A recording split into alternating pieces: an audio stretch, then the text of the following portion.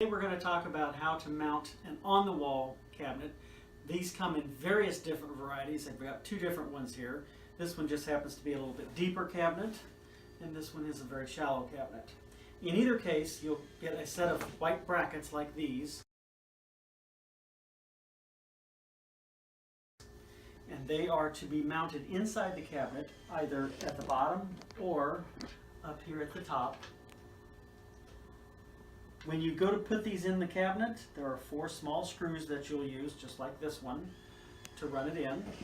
And you want to make sure that you're up against the back panel, but about 1 inch or so away from the edge, because you don't want this screw to come into contact with the assembly screw down below. That can damage the cabinet.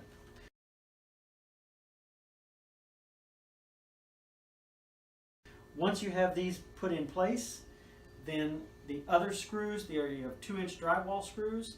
These are going to be the ones that you'll actually use to run through the back panel directly into the drywall.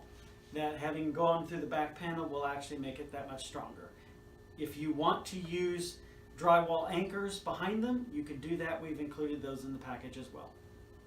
One little tip that is very helpful when you go to mount these cabinets on the wall, it helps to actually use some masking tape and to put a few stripes on the back of the cabinet to hold that back panel in place. It's only there to hold it in place while you're trying to put it up on the wall.